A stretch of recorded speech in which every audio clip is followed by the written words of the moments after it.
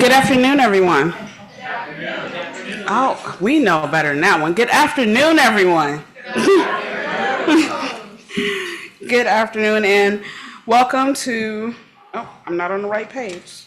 It's the 5,600 and something. 5,696th meeting of the Rotary Club of Chicago. So today I'm very happy and proud that we're going to have a mental health panel that me and Nitha are going to moderate for you all today. Thanks to our DEI committee. Me and Nitha have worked, more Nitha than me, but worked very hard on getting this panel together. So with that, I would like to introduce you to our panelists. Well, I'm sorry, my moderator, Dr. Nitha Nagubadi. She has a lot of letters behind her name. MBA, PS, yeah. Is an organizational psychologist and the founder of Mango Network and Culture City, with over 20 years of experience with Fortune 500 companies on program and change management, leadership development with cross-functional teams across MNSCs. Her research focuses on culture and creativity, which serves as the foundation for her work in DEI in various community organizations, including chairing the Rotary Club of Chicago's DEI committee. She's a professional adjunct professor in the MBA program at National Louis University and teaches classes in marketing, leadership, and fostering diversity and inclusion, organizational development, international business, and design thinking and entrepreneurship. She recently was awarded the Scene Changers Award by Porchlight Theater for her work and impact for the Chicagoland community.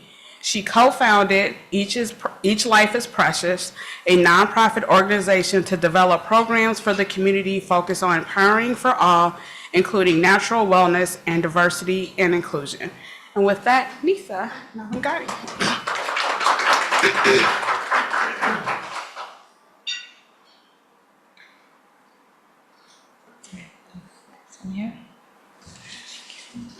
Thank you, Aleta. Thanks all for being here. And let me also introduce our president, Aleta, which she also has a lot of other things that she's doing. So let's hear about. I want to share that. Chef Aleta S. Williams, executive chef and co-owner of Loquacious Culinary Events, was inspired to begin her culinary career because of a simple observation. The only time I see you happy is when you're cooking. After her graduation in August 2004, Aleta honed her skill set by developing recipes and working as part of the senior staff for several high catering companies.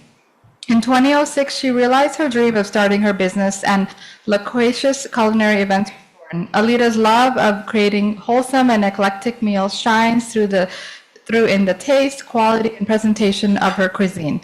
Her commitment to client service is known industry-wide. She has created dining experiences and luxury tastings for clients such as Swarovski, Bravo TV, Chicago Sinfonetta, and Adidas. And I think for Rotary too, right? And has been featured as an influential chef in Unilever's North American Noir campaign. Is that right? She was also featured on WGN Midday News Lunch Break. As a firm believer in giving back, Aleta currently serves as the food service coordinator for the LaSalle Street Church Breaking Bread Ministry, a soup kitchen that feeds approximately 200 meals every Wednesday evening to the homeless and food insecure. She is presently the chair of the Rotary Club of Chicago Job 1 committee that assists Chicago youth with job readiness training and places them with summer internship opportunities. She has donated her time as a vegetarian vegan celebrity chef for the annual Meals on Wheels Celebrity Chef Ball for more than 10 years and served on the board of directors for 6 years. Was a mentor for the Healthy School Lunch Competition for Southside Occupational High School for 3 years. Served as a culinary arts instructor through After School Matters. She is currently the president of the Rotary Club of Chicago and has the distinct honor to be the first African American to hold the position. And I'm sure there's a lot more too, which we had to keep it to. So thank you. Yeah, thanks for that. So with that, we're going to introduce our panel. If you all could step up to the spotlight.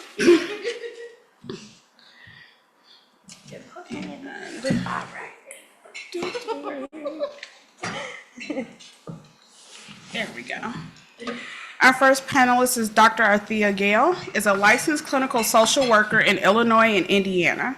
She operates her own practice, Exhale Therapy. She earned her Master's of Arts in Social Service Administration from the University of Chicago, continued her studies to get a doctorate in Educational Leadership at the University of St. Francis. Currently, she is an assistant professor focusing on child welfare and school social work. Prior to entering academia, she worked as a school social worker for 9 years and worked in the nonprofit sector working with at-risk youth. Althea is passionate about being an effective servant leader, advocating for youth within the urban educational settings, and influencing other compassionate leaders in social emotional well-being and social justice efforts. Thank you. Nina M. Menes, CEO and Executive Director of Kids Matter, has worked in advancement for both public and private P20 educational institutions in association management and for area not-for-profits for over 30 years. She most recently directed the annual giving program at the College of DuPage and previously served as Director of School Advancement for Science and Arts Academy and as Executive Director of the National School Foundation Association. From 2010 to 2013, she helped support the A+ Foundation and a collaborative community initiative with West Aurora School District 129, Aurora Regional Pathways to Prosperity, in partnership with Harvard Graduate School of Education and Jobs for the Future. She also served as Director of Community Relations at Naperville School District 203, October 2003 to July 2010. Nina is a graduate of Simpson College, Indianola, Iowa, with a BA and a major in elementary education, mentally handicapped approval being one, and participated in the Indiana University, Lilly Family School of Philanthropy, Lake Institute on Faith and Giving, with an executive certificate in religious fundraising, which had a pilot program in 2013 and 2014. She served on the board of the Rotary Club of Naperville and on the board of the Naperville Public Library, and is currently serving on the board of the Naperville Police Foundation and the Western DuPage Special Recreation Association Foundation and the Naperville Cemetery Association. She was a member of the Illinois P20 College and Career Readiness Committee and is a member of the Chicago Farmers Club. She also supports the management of a family business with farmland in Southwest Iowa and Illinois. Nina has been a Rotarian in the Rotary Club of Naperville for over 20 years. She's served in many leadership positions, including as president in 2016 to 2017. She served as co-chair of the Rotary UN Model Conference and is serving as Youth Mental Health Chair for Rotary District 6450 in this upcoming 24-25.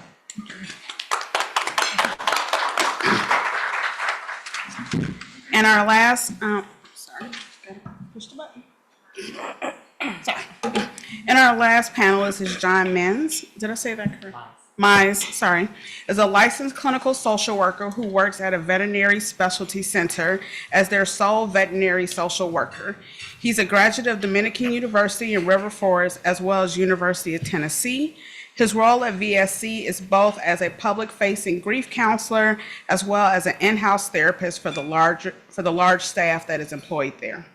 He provides grief therapy as well as general support for any client struggling with decision-making or end-of-life care and runs free virtual grief support groups. For the staff, he offers brief therapy, employee meditations, a wellness program, and serves as a mental health guide. You can see John throughout the year giving lectures at different events VSC holds and at smaller practices who don't have their own social worker. And with that, those are all of our panelists.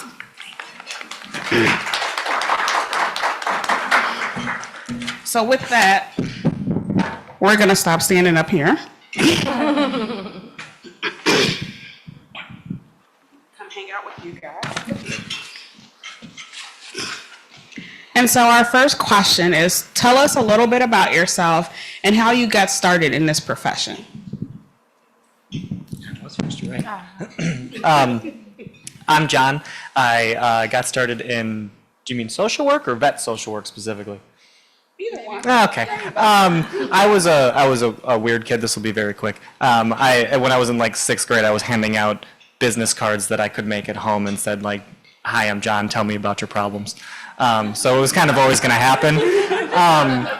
And then I was in crisis work for a while, meaning I worked actually with police. I also worked in emergency rooms after I graduated from Dominican University, and then I wanted to switch fields, and the Veterinary Specialty Center came up, which is awesome, and then they sent me through postgrad certificate program, which was really cool, specifically for vet social work, which is a field that most social workers ourselves don't know exist, but has proven to be very, I think, beneficial and much more needed around in general.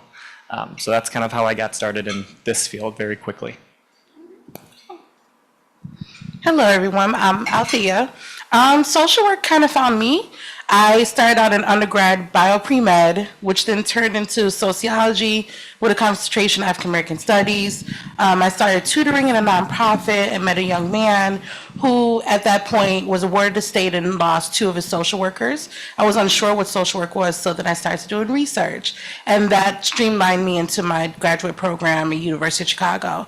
After graduating, I worked in the school system for 9 years, worked with junior high students. My focus was in emotional disabilities. I worked in a behavioral program there. After a while going to school, getting my doctorate, I decided I wanted to be challenged, felt a little stagnant where I was, moved on over to academia, higher education. Now I am a school social program coordinator along as a professor. So in this effort with this new program, it's 4 years in, it's doing great. I love training other school social workers, allowing leaders to be in the school system. So social work is near and dear to my heart. I really love it, and it's something that found me, but I'm really good at it. Hi, good afternoon. My name is Nina Menace. I'm so thrilled to be here. I visited this club a couple of times from Naperville and always appreciate the opportunity to meet folks in the Rotary One. My journey, as many journeys are not necessarily a straight line. I majored in education I was interested in being a special education teacher. And when I was doing my student teaching, I always wanted to know what was going on in the principal's office. You know, I was always kind of peeking out and wanting to know. So when I graduated, I went in kind of that advancement, the support area for teachers in schools. So my whole career, locally and nationally, has been in working in partnerships to support schools and families. One thing that occurred, I was at College of DuPage during COVID, and I received a couple of calls that this position was opening up at Kids Matter. And so I put my hat in the ring, and here I am, and it's gone by incredibly fast over the last 2.5 years.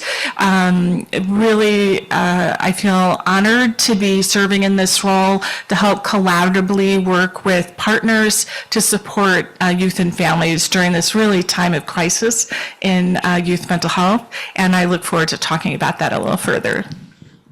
Great, thank you. You can keep that. We'll have another question coming back. Yeah, there'll be more.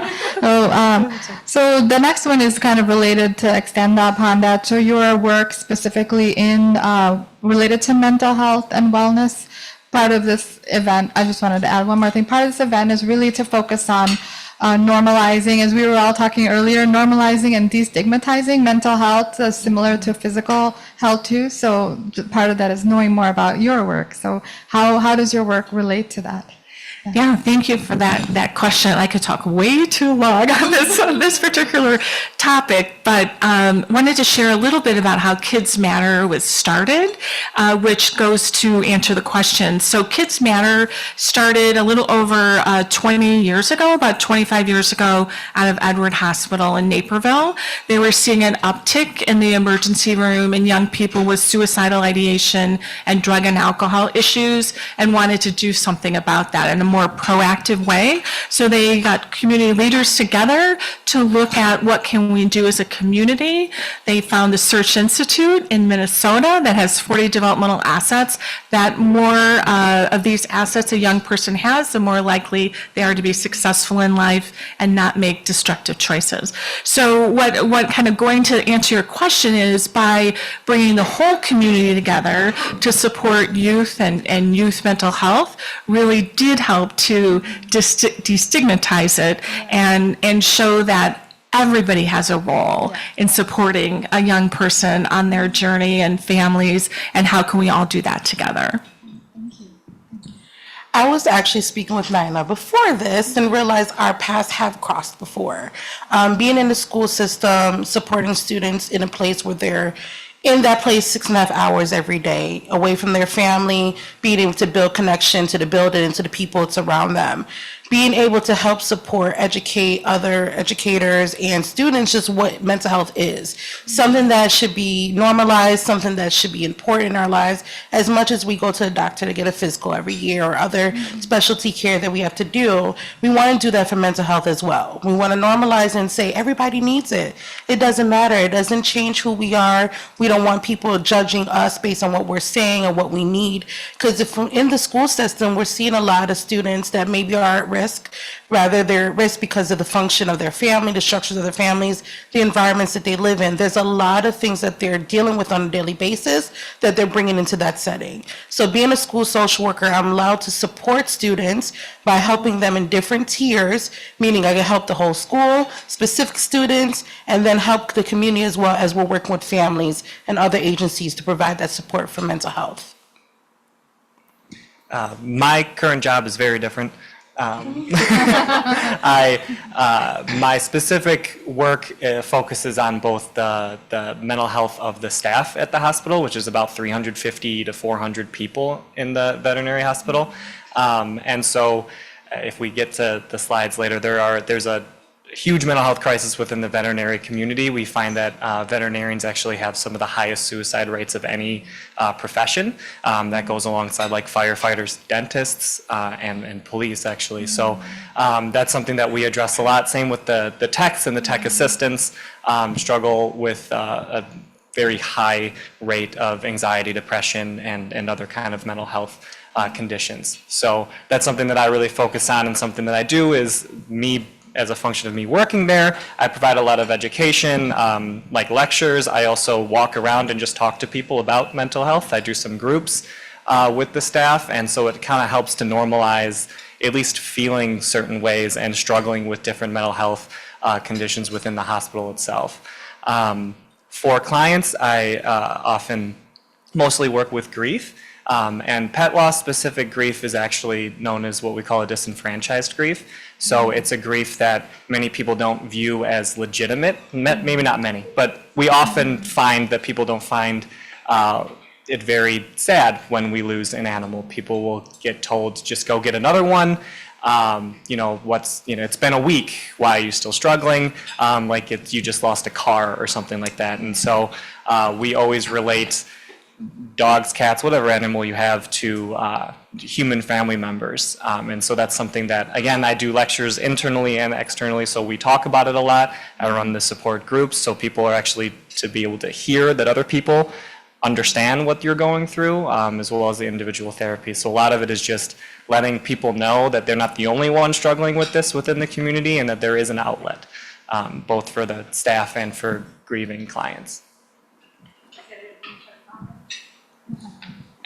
Yeah. So I'm going to skip down for purposes of time, and because you all have gone over a lot of things that kind of help. How do you, when people come to you and they're talking about mental health and wellness, how do you describe it, and how can we manage our mental health better? I think that's quite a question. I can start it. Yeah, you can start it. We have entire fields dedicated to that. Okay, so I am in the capacity of talking about mental health at the university level, in a private practice setting, as a leader. And I think generally, my thing is mental health is taking off that mask Mental health is being vulnerable, being able to allow someone to show up for you and you able to show up for yourself, being able to communicate your wants and needs as much as possible, learning that language in order to share what is happening and what's going on. Of course, that comes with life experience, but that also comes from potentially getting the support through someone that has had formal training to support you during that effort. Mental health is not always as normalized as we like it to be. It can be very stigmatized, especially in base of culture, things of that nature. So being able to just often having these conversations in different settings and in a way that it makes sense and it doesn't seem like I'm using a lot of big words and you don't understand what I'm talking about. And then also the consistency of it is it's okay to have these conversations. It's okay to go to someone to talk about what is happening, and it doesn't come from a place of judgment. It's going to come from a place of reassurance and supporting you to help yourself in order for you to be well.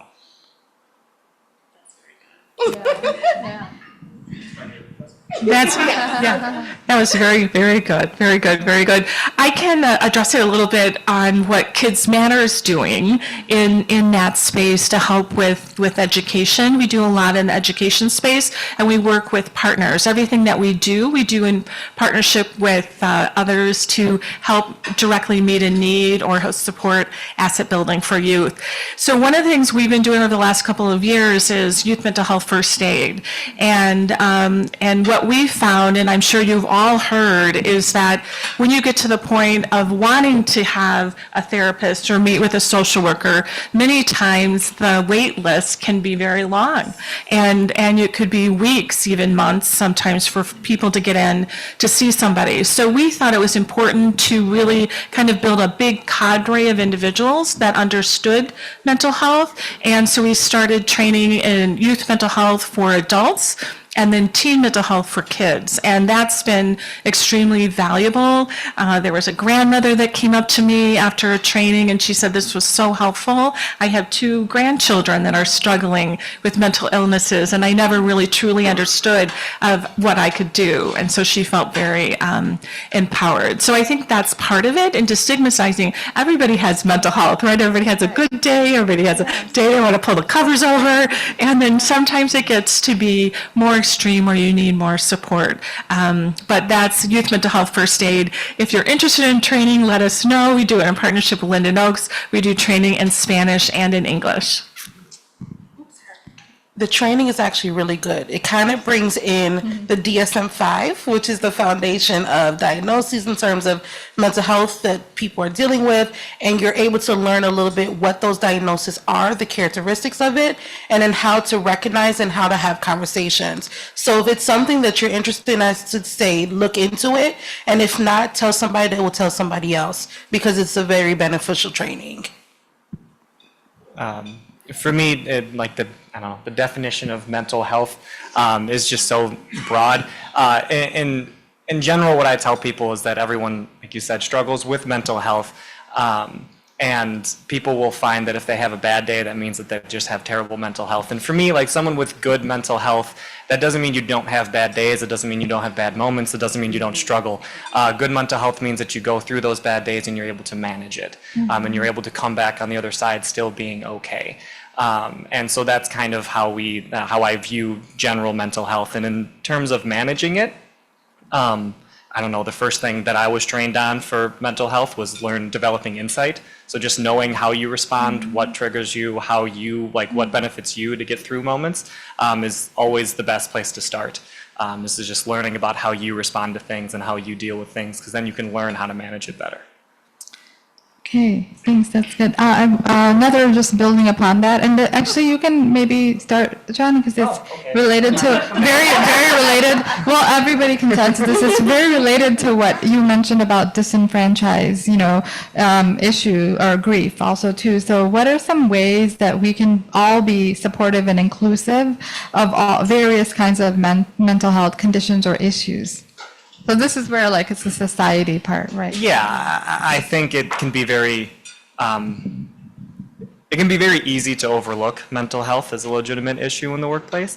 And so I think, number one, it's kind of looking at policies. I know Illinois state and federal has, whatever policies they do have, but I find that they typically don't cover as much as I'm sure the rest of us would like. But if you are a business owner, making sure that if you're offering insurance, making sure that it covers mental health, making sure that's a decent plan, so that people aren't paying $150 out of pocket to go to therapy, in which case it's, it hurts people. They don't go as much as they should.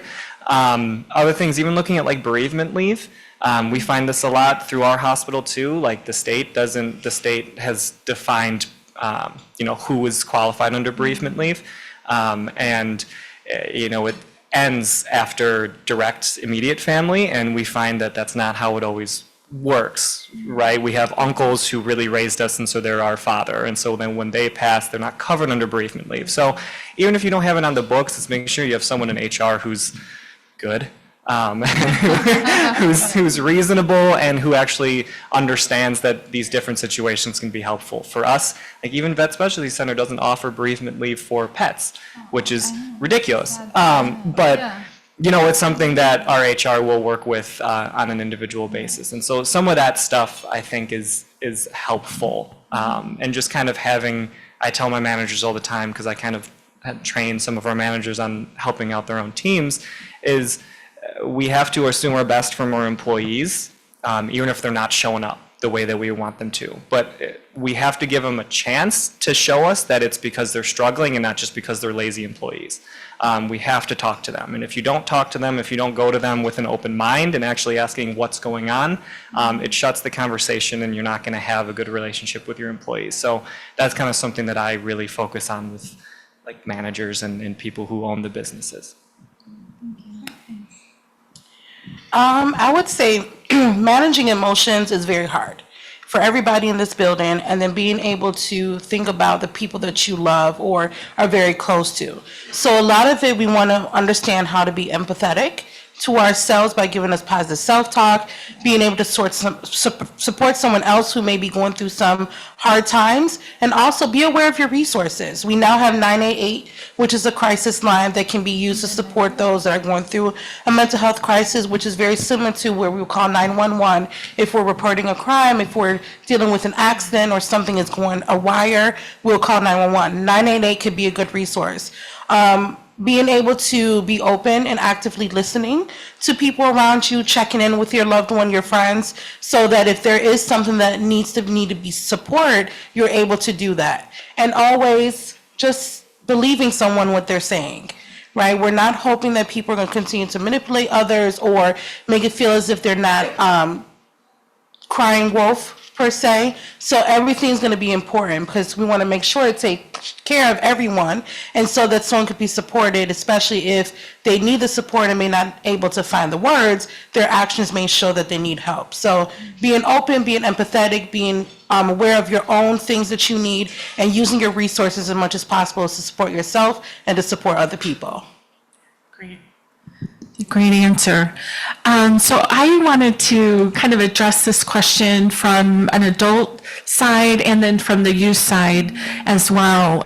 Some of you may have seen the recent book Out Together by the U.S. Surgeon General, and he talks about the epidemic of loneliness in the United States. And so you've probably heard about that or seen about that. As if you're lonely, it could be like similar to smoking 13 packs of cigarettes a day. It's so bad for your health, so bad, of course, for your mental health. So there's a lot of things to look at in mental health issues currently that we're struggling with as a society, and ways that we can be proactive to help to support that. So I think on the adult side, particularly in Rotary clubs, is really watching for someone that may not have shown up for a while and reaching out to them and giving them a call, watching someone that might be quieter in a club or might not be as involved. So I think there's some proactive things that we can do as Rotarians. The other thing on the youth side, there is, the U.S. Surgeon General also came out with a national advisory on youth mental health. The 3 pediatric organizations came out about youth mental health crisis. And taking a look at those issues, they really find that loneliness is an issue as well with young people. So young people, I heard about they are testing kids in school. Some schools are asking 3 questions of young people. One, they're asking if they have one after-school activity to write that down. Do they have 2 friends? And do they have 3 caring adults? Right? 3 caring adults. So I think about that, and when I heard that, I thought, oh, who am I a caring adult to right now? What young person? And I started texting my niece and nephew on the weekends. How's it going? Good luck next week. So I think that all of us can think about who can we be that caring adult to, and how can we more proactively reaching out to young people to help the loneliness epidemic. Okay, so we're going to do a question and answers. Anyone have any questions? Forgot. But you know, the prevention, like when somebody is having a bad day, maybe a couple of days bad days, if they go and talk to somebody, you know, feel better. That's very important. Just like you know, if you're a diabetic, if your family has a diabetic gene in your body, if you eat sugar, you may get it, right? So that's a prevention. We know about those, but we don't know about mental health. Yeah. You know, I lost a son and I lost a dog. The grief is same. But nobody would recognize that, you know? Yeah. Anyone else have questions?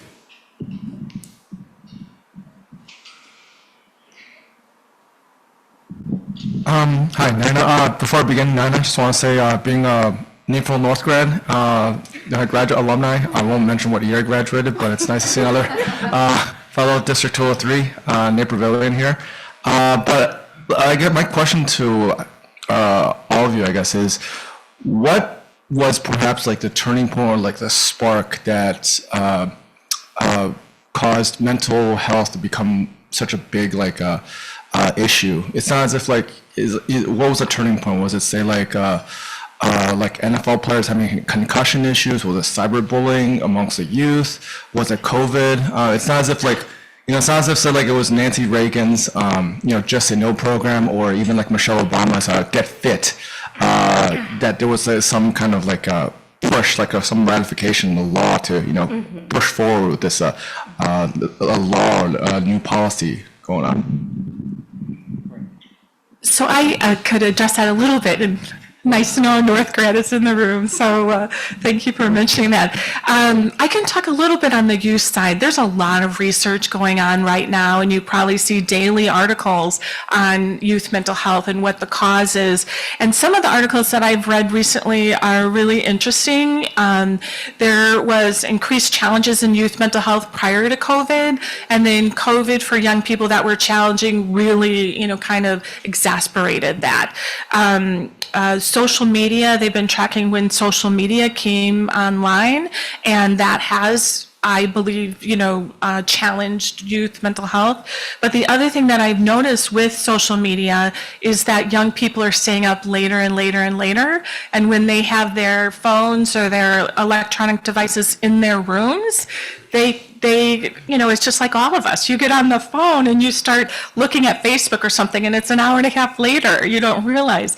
And so that's happening with young people, and I think that sleep deprivation is really causing a challenge with them. So it happened pre-COVID. The other thing I think that we're seeing is that increased suicidal ideation in young people and stress and anxiety. The world is changing. They can see things much more than we could see when we were young, and the multiple challenges are causing issues. I think that they're seeing with various conflicts that are going around the world and in our own country. So I think that kind of goes back to the relational aspect of helping to be a bit proactive, and really the youth that you have in your circle or even at the grocery store who are bagging your groceries, just to take the time and stop and wish them a good day or something, I think is really helpful. Thank you. Just a quick mention of that. I think there is a lot of research that's happening, which is then coming with a lot more piloted programs and more policies that are being written that are putting different systems. So rather than it's in the athletic world, in school systems, within community supporting with housing insecurity, food insecurity, things like that. I think the awareness is happening more often now, especially after post-pandemic, because now we're starting to see a lot more of a population of people that are having more anxiety, are unable to manage their emotions, unable to do daily functioning well with their basic needs based on like Maslow's hierarchy of needs. So I think with the awareness and there's more money that's pushing towards grants to support certain aspects, I think that's where we're seeing more of the conversations that are happening, and there's a lot more campaigning and things that we view on regular basis, and we get to have more idea of what it looks like, sounds like, feels like. So I think a lot of that is bringing a bigger change in why mental health is becoming so normalized, but we have to continue the fight to actually make sure that everyone is aware of it. Yeah, just to kind of piggyback, I think it's been building for a long time. I just think COVID is the thing that kind of shined a spotlight on it. And so then with that part, that's where we're starting to get the policies, and it's becoming more of like a national narrative as opposed to like now it's a issue. It's always been a building issue for all the reasons they said and many more. It's just all of a sudden when kids are stuck at home every day, all day, the parents are starting to notice all of the issues that the school was talking about, and other issues build up because they're not going to school, all that kind of stuff. So then it kind of shined a spotlight on those issues, as well as like people probably 30, 40 years ago, not many people went to the emergency room for suicidal ideation. And now people are becoming aware that that's an option. So it's probably a little bit of it's becoming more, but it's also more people know where to go now. And so I think it's all kind of a accumulation of stuff. Any other questions? Hi. So I'm a university professor. I have a minimum of 3 students who are addicted to their phones. So phones are not allowed in my classroom, but somehow they come out anyway. So I have an idea of what to say to them, but I'm curious to hear if my thoughts are correct. So when I tell them to put it away, you can see them getting agitated. And I know that their thoughts are not on my lecture. They're FOMOing, fear of missing out-ing. And so they're not going to have their phone. Like that is not, we're not going to concede and say you can have your phone. But I'm curious what your advice is to teachers to keep students on task when all they can think about is their phone. School social worker? The wheels are turning. The wheels are turning. So I'm gonna take it from 2 different spectrums. So the first spectrum is I need my phone, I need emergency, I need to be in contact with the people that I love. I want to make sure that I have my phone close. Then the other spectrum of is I'm on TikTok, I'm on Snapchat, I am texting my friends, whatever. I'm expressing myself in a way that I can't verbally in class because I'm there. I think a lot of it too in terms of expectations within your in-class environment, just making sure it's part of what our foundation is. So no phones are not allowed in class. However, I do understand emergencies happen, making sure that you're taking accountability for yourself, making sure you're asking a question if you need to leave the room for whatever reason, and then also that how can we continue to stay engaged? So we're going to have to teach the behavior in order for the behavior to be done on a regular basis without FOMO of my phone not being around. So a lot of it is just the conversations that you're having, being able to talk to the feelings of missing out of what's happening on your phone, or having the feeling of not having a phone and not feeling secure. So just having those conversations, being open and vulnerable about that. If you get pushback, just a one-on-one conversation. Let's talk about it together so that we can come to an understanding. But it's going to be a difficult thing to happen. Like, you can't control everything as much as we want to. We want everyone to be accountable, but it's going to be difficult. But I think a lot of it is just showing up for the students for where they're at. And if you need to have those one-on-one conversations, do it. But also part of your class expectations, make sure we're talking about having no phones. What is the rhyme or reason behind it so they know the why, which can help eliminate some of the anxiety. But there's not really much you can say that says, yeah, we're cool, we're going to not use our phones in class, we're going to focus, but you also have to talk to the anxiety they feel and why. So just understanding that piece of it, and hopefully that people can get along and model the behavior that is being expected of them, and so that won't be a bigger issue later on as you continue in your semester, your quarter. That's a great answer. This is a huge issue, right? It's just a huge issue. We do a lot of work in DuPage County with various different police departments, with the judges. We've had some panels, and I asked a woman who was kind of in youth court, what's the number one issue that they're seeing? And it's arguments with parents around phones, and that's where the violence escalates, right? They want their phone, the parents taking away the phone, they're bigger than the parents, and it becomes an issue. Social media is not a bad thing. Phone's not a bad thing. It's not going away, but it's very still new for us. It's new for the kids. And how do we help put those guardrails up, the seat belts, the helmets, like you're riding a bike? And I think what you're doing in class is so helpful for them to know that this is a space where they can't use their phone. And although it sounds like it's becoming an issue for a few of those young people, I think that's a really very, very important thing. So social media and phones are good and they're bad, but I think there are a lot of things that we need to do to help young people navigate that space. May I say? How long is the period? 50 minutes. 50 minutes. So maybe if you say first 5 minutes, you can use the phone, then put it away. No. It won't work. As soon as my class starts, those phones are done. I have one trick. It is their responsibility rather than you taking it away. I don't take it from them, No, even that idea. although I definitely volunteer. I take mine away.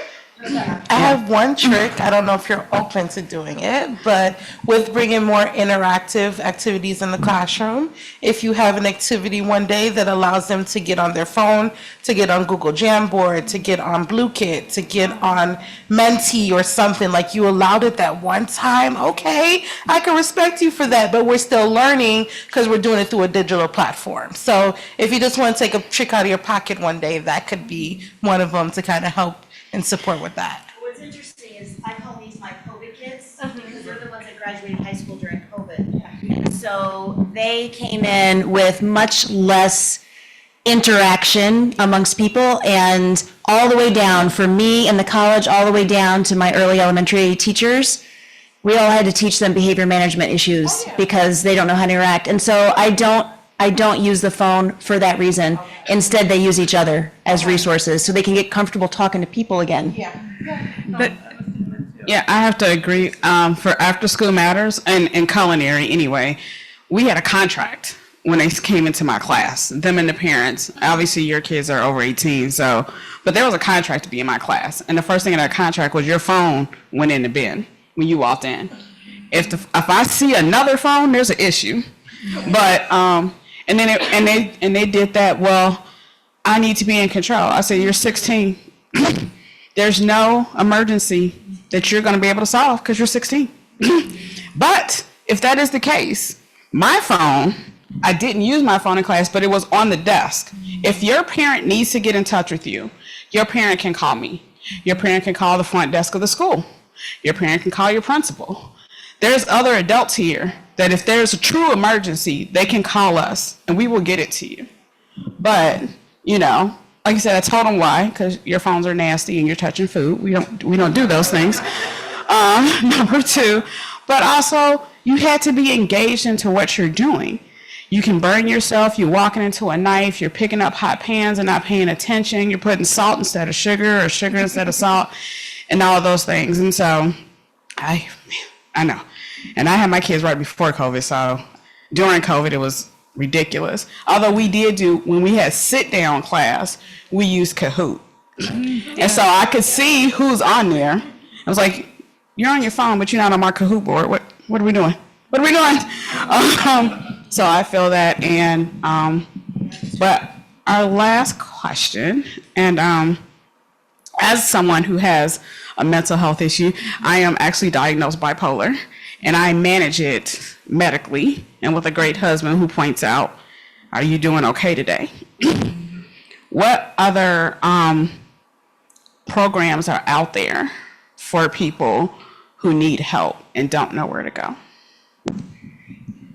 So we work a lot with the DuPage County Health Department, and so there are a lot of programs there, programs at NAMI. We partner with Linden Oaks Behavioral Health Center. They have inpatient programs as well as outpatient programs, and have just started a program for younger children that have been seeing more younger children needing support.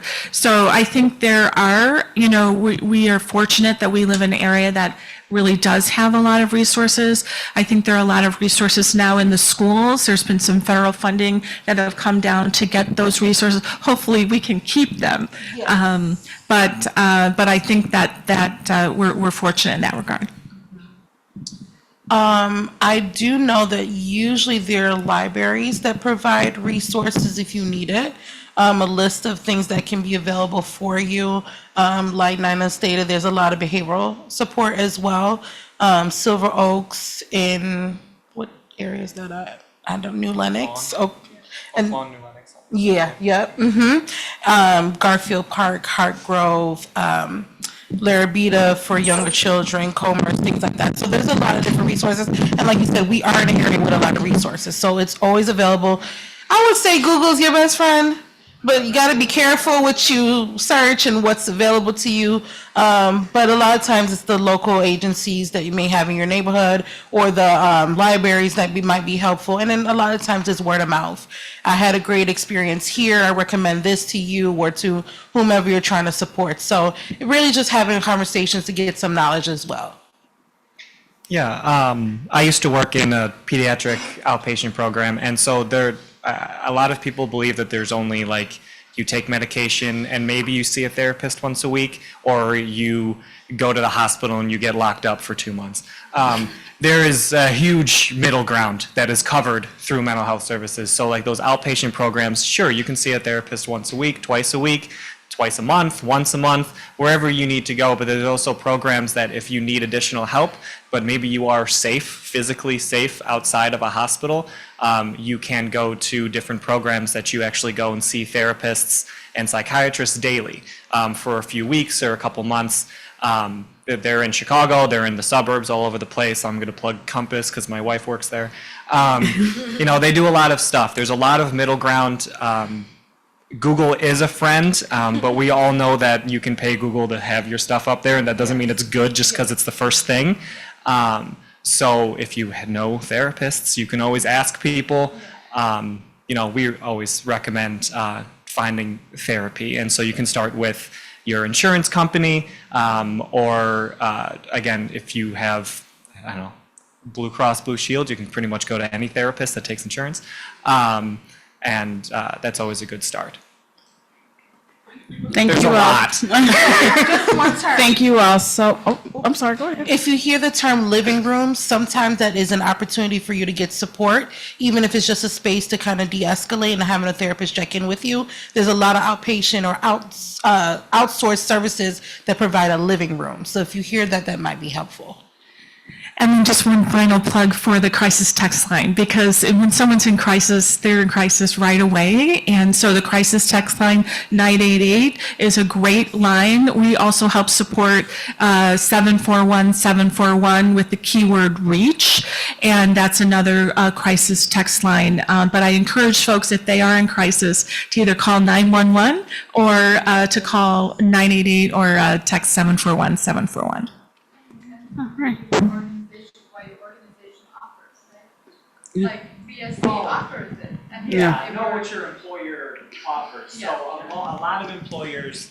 A lot of employers have employee assistance programs as well, and so that's always a good place to start. You get somewhere between 3 and 6 free sessions per issue, and they can help you through each issue, but then they can also connect you with a therapist in your area or telehealth that can help you from then on.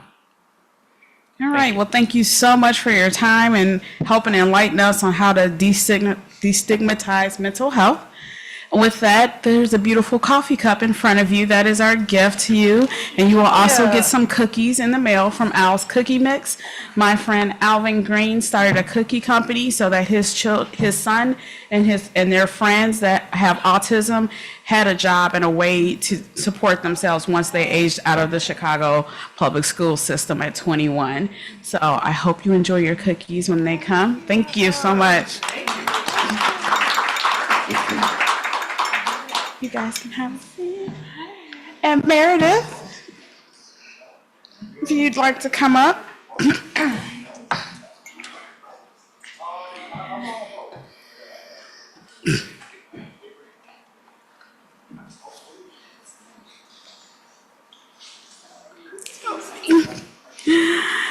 I have the distinct pleasure and honor to induct a new member today. It is my great pleasure on behalf of the Board of Directors and members of the Rotary Club of Chicago to welcome you as a member of Rotary One. We welcome you not only for the for fine fellowship that we shall share, but also for your talents, abilities, and enthusiasm that will help us to carry out our many projects to make our community, our country, and the world a better place to live. Rotary is not a political organization, but all Rotarians are vitally concerned with everything pertaining to good citizenship and election of good men and women to public office. Rotary is not a charitable organization, yet its activities exemplify the charity and the sacrifices that one should expect from people who believe that they have a responsibility to help others. Rotary is not a religious organization, but it is built on those eternal principles that have served as the moral compass for people throughout the ages. Rotary is an organization of business and professional people pledged to upholding the highest professional standards. Rotarians believe that worldwide fellowship and international peace can be achieved when business people unite under the banner of service. Meredith, you have been chosen for membership in the Rotary Club of Chicago because your fellow Rotarians believe you to be a leader in your profession and because you manifest the intelligence and commitment of heart that fit you to interpret and impart the message of Rotary. You are a representative of your profession in this club, and any information of educational value pertaining to that profession must naturally come to us through you. At the same time, you become an ambassador for us to your profession, and we rely on you to carry the principles and ideals of service, which we here inspire to those who share your professional activity. The community will know and judge Rotary by your embodiment of it in character and service. And we accept you as a member because we know our principles and organization will be safe in your keeping. We also expect you to give us the inspiration that would help us to become better Rotarians. And it's with this hope that I will invest you with the distinguishing pen of a Rotarian and gladly offer you the right hand of Rotary friendship.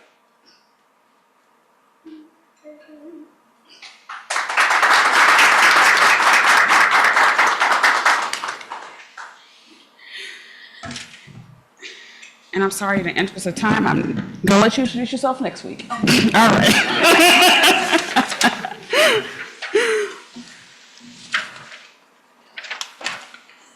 So we thank you for all our guests and visitors today. Once again, in the interest of time, we're going to keep going. We need employers for Job One. We finished up our applications. We have some great, outstanding students. Don't you want one of them to come work for you? Yes, you do. And the big fun is we have a fashion show next week on Michigan Avenue at Natalie Loma's Bridal Shop. And you will see some great Rotarians doing some fashion with Natalie's stuff. So please come down and join us. It's going to be a great, great opportunity to have some fun and see us jump out of our comfort zones. We have our CPS Opportunity Grant. Applications close April 9th. If you know of any CPS teacher or someone who works with students in CPS, we have amazing grants up to $3,000 to help those teachers tell us what they need in their classes in their schools. And we have a fundraiser coming up on April 18th. The Business Executive Association of Chicago is having a Network-a-Palooza It is a free event, but $1 from every beer will go to Job One and to Chad Tough. It was an organization started for a child who died of a disease, and I'm sorry, I don't know which disease that is. But it's free to attend. It's a great way to meet new people in different organizations. And once again, $1 from every beer will be split between those two organizations as a fundraiser. And our district conference is April 20th down in Evanston. It's a great way for 6440 and 6450 to get to know each other, build relationships, and just find out what everyone's doing and what we can do in our district to be better.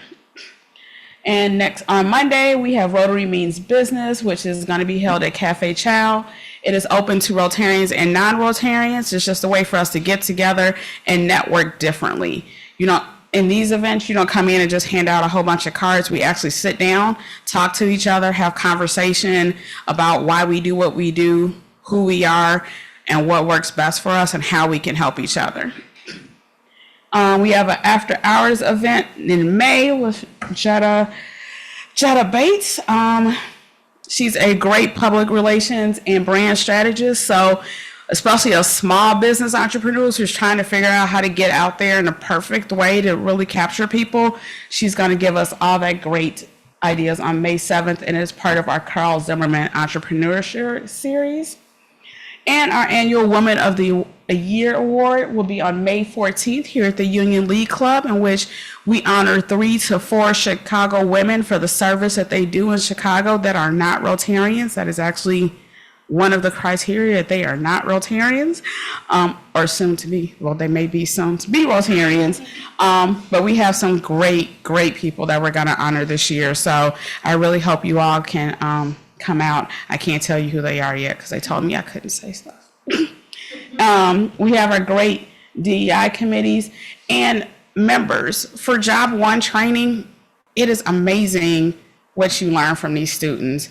We would love to have you come out and just be a part of the training, be a mentor, talk to the kids. The second and third days of training, we go over resume building. We actually review their resumes with them one-on-one, give them feedback. The third day, we do job interview skills, and we do mock interviews in 3 different ways. They do a one-on-one, they do a panel interview where there's more people interviewing them, and then they do a group interview with people that interview them as a group so that they can understand and know the different ways that you manifest yourself in a business environment and how to get the job and how to put your best foot forward. But for us to do that, we need you. We need you to want to come out on a Saturday from 9 to 12 and meet the kids and be a part of the training. And with that, if everyone could stand so we can do the 4-way test. And Nitha, if you wouldn't mind leading us.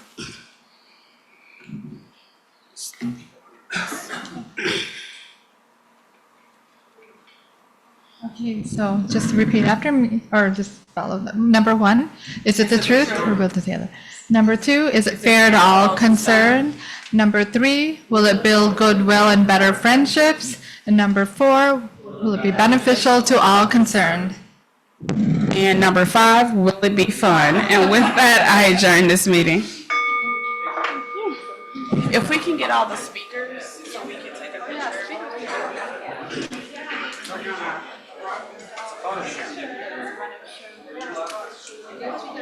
Color scheme going on today. It works out very well. You guys followed each other. I need to go. Would you mind taking a picture? Sure. Yeah, multiple pictures. Okay. Let's get closer. We gotta act like we like each other. We're gonna cover the rotary.